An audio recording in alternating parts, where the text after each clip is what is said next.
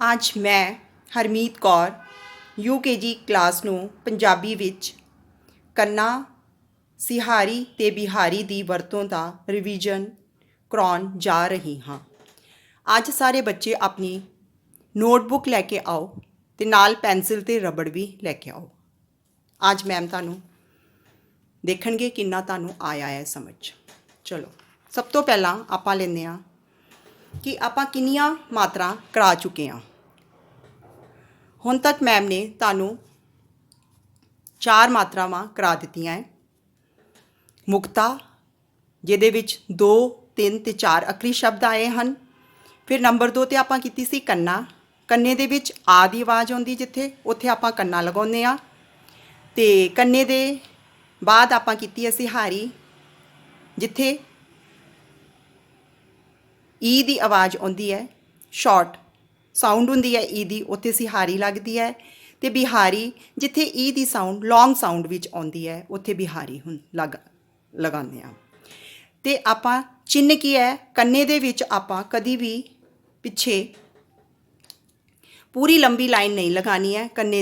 ਕੰਨੇ ਦੀ ਅੱਧੀ ਲਾਈਨ ਆਉਂਦੀ ਜੀ, ਇਹਦਾ ਚਿੰਨ੍ਹ ਸਿੱਖ ਲਓ ਪਹਿਲਾਂ। ਆ ਦੇਖੋ, ਇੱਥੋਂ ਤੱਕ ਨਹੀਂ ਜਾਣਾ ਤੁਸੀਂ, ਸਿਰਫ ਅੱਧੀ ਲਾਈਨ ਲਾਉਣੀ ਹੈ ਜਿੱਥੇ ਆ ਦੀ ਆਵਾਜ਼ ਆਏਗੀ।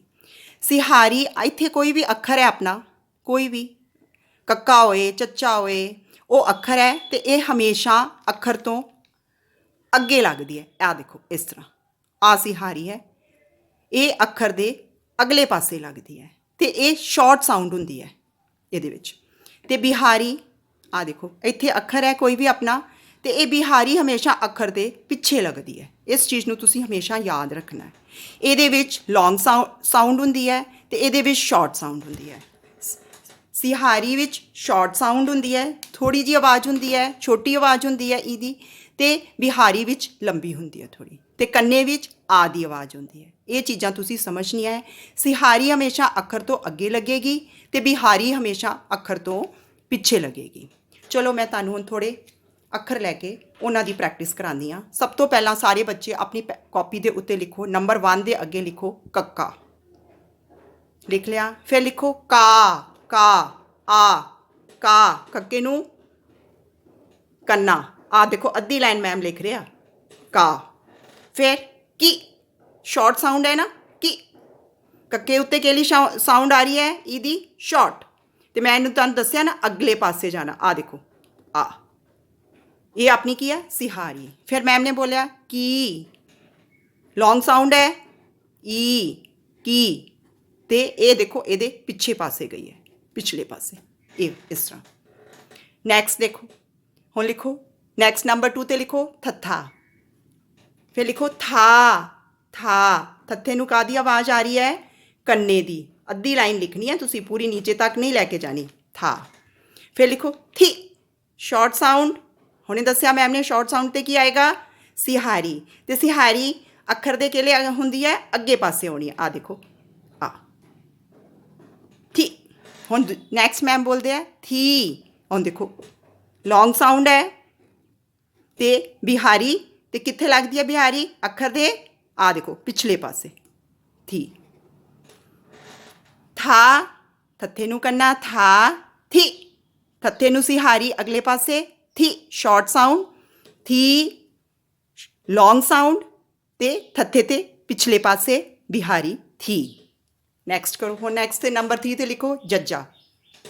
ਹਾਂ ਲਿਖੋ ਜਾ, ਜੱਜੇ ਨੂੰ ਕੀ ਲੱਗੇਗਾ, ਆ ਦੀ ਆਵਾਜ਼ ਆ ਰਹੀ ਹੈ ਤੇ ਕੰਨਾ ਅੱਧੀ ਲਾਈਨ।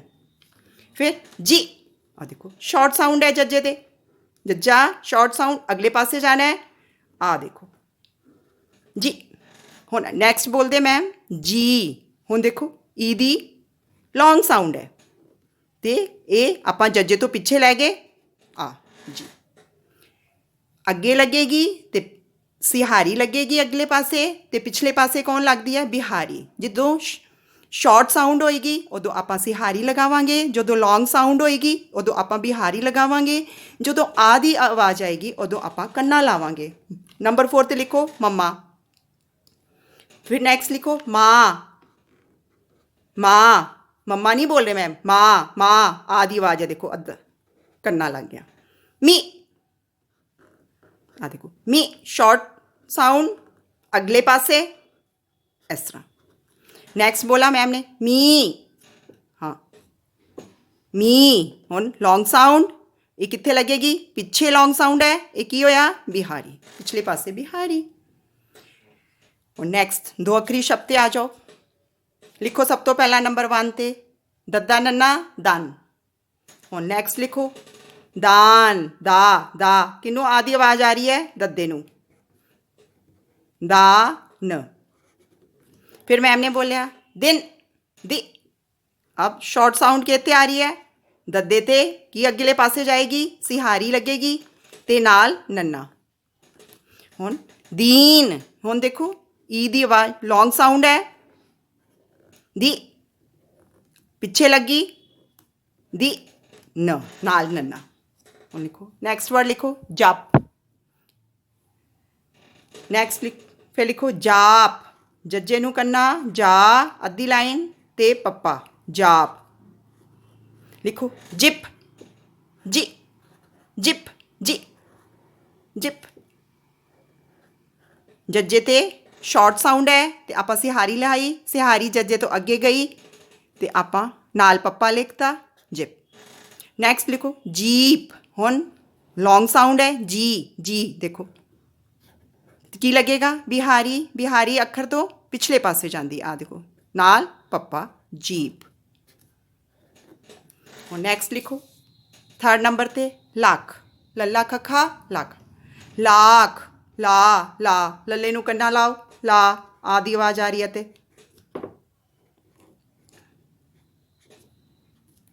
लाख।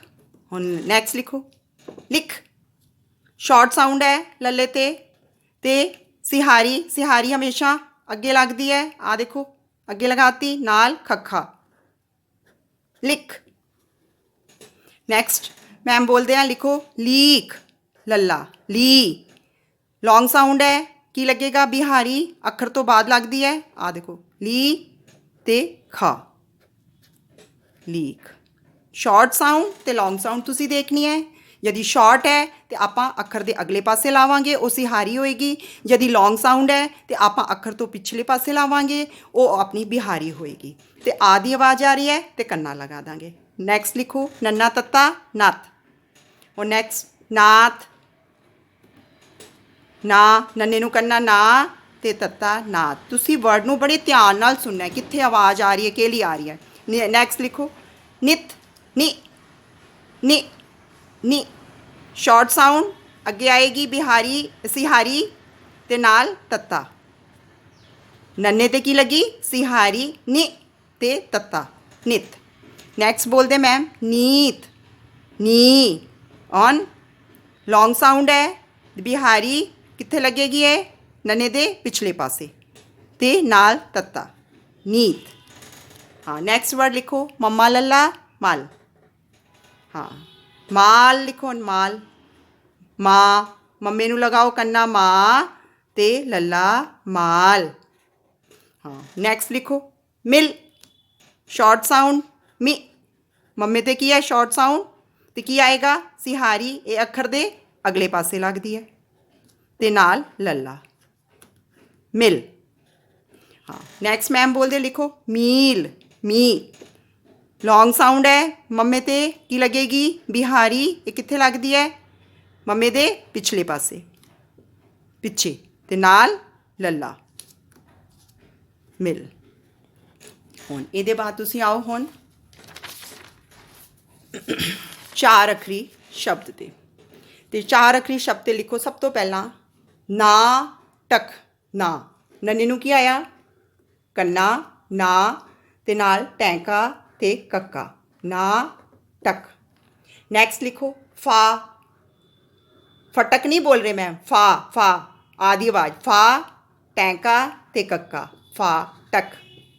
नैक्सट लिखो अचार, आ एड़ा, अचर नहीं बोले चा, चच्चे नू करना चा ते रारा अचार। हुण इस तरह ही आपां नैक्सट करते हैं। लिखो हिरन, ही, शॉर्ट साउंड ते की लगेगी सिहारी, ये अखर दे अगे लगती है ही, र न हिरन। नैक्सट लिखो किसान की शॉर्ट साउंड है, सिहारी है ते सिहारी हमेशा अगे लगती है कि सा सन नहीं है, किसन नहीं है, किसा कन्ना है नाल नन्ना, किसान आदि आवाज दे रहा है। फिर लिखो किताब की ते की लगेगी, सिहारी शॉर्ट साउंड है, ता तत्ते नू कन्ना ते बब्बा, बोल बोल के इस तरह तुसी लिखोगे फिर ही आएगा ये। हाँ हाँ नैक्सट लिखो हुण छतरी, छछा तत्ता री, क्लीयर लॉन्ग साउंड है रारे ते की लगेगा बिहारी, ते बिहारी कित्थे लगदी है अखर दे पिछले पासे, छतरी। नैक्सट लिखो पगड़ी, पप्पा लिखो पहला, पप्पा गग्गा पग, फिर री क्लीयर साउंड है, लॉन्ग साउंड है, तो की लगेगी बिहारी, ये अखर तो पिछे लगती है, पगड़ी।